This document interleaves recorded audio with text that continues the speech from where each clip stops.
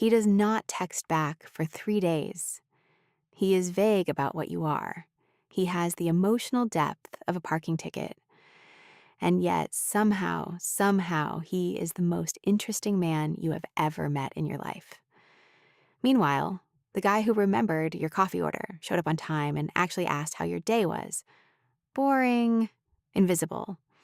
You friend-zoned him before he finished his sentence, and before you close this video because you think you already know where it is going. This is not about your dad. Everyone always wants to make it about your dad.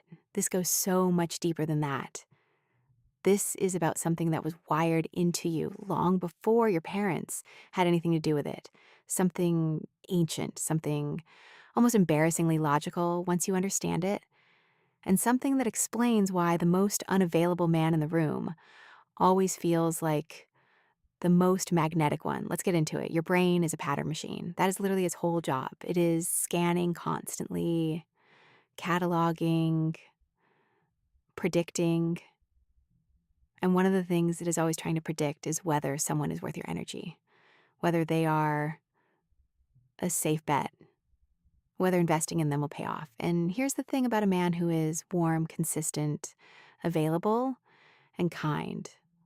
Your brain clocks him immediately, reads him fast. He is transparent. There's no mystery to solve, no variable to track, no pattern to decode.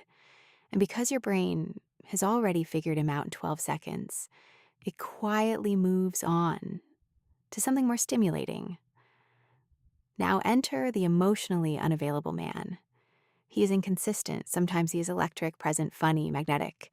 Other times he is completely gone, cold, distracted, impossible to read, and your brain, the pattern machine, cannot let that go. It becomes fixated. It starts running loops. Why did he pull back? What changed? What does it mean? What do you need to do to get back to the good version of him? You are not falling for him. You are trying to solve him.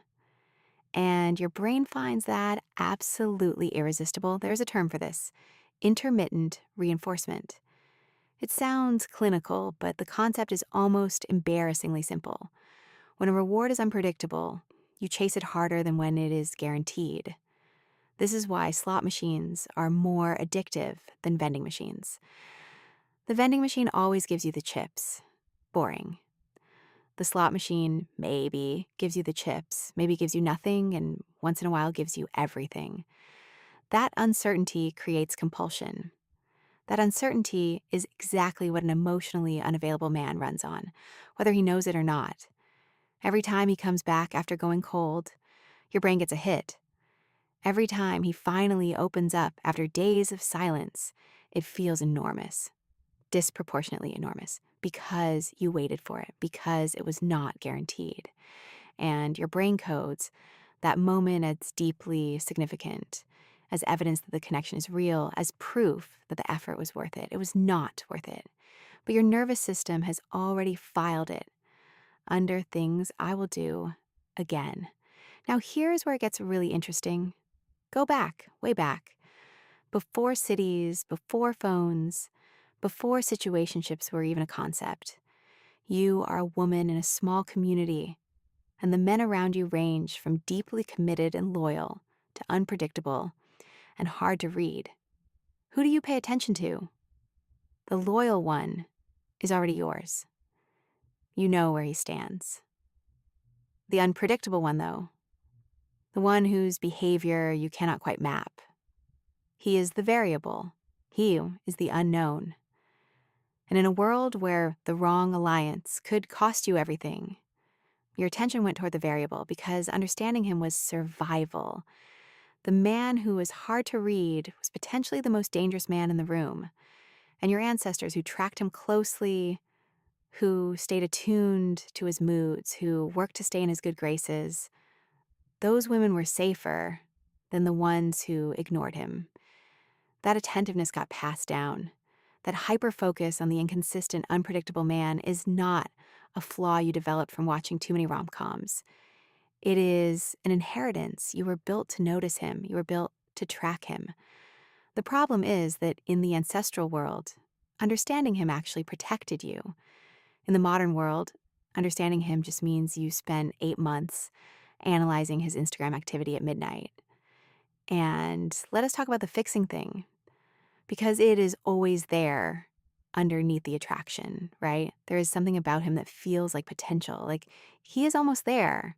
Like if he just had the right person, if he just felt safe enough, if he just let his walls down, he would be everything.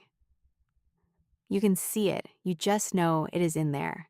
Here is the truth. You are not wrong that it is in there. You are just not the contractor he hired to build it out. And even if you were, the renovation timeline is not something you want to sign up for. But the pull toward the man with potential makes complete sense when you understand what it is rooted in. Women in cooperative communities were the ones who assessed, invested, and built.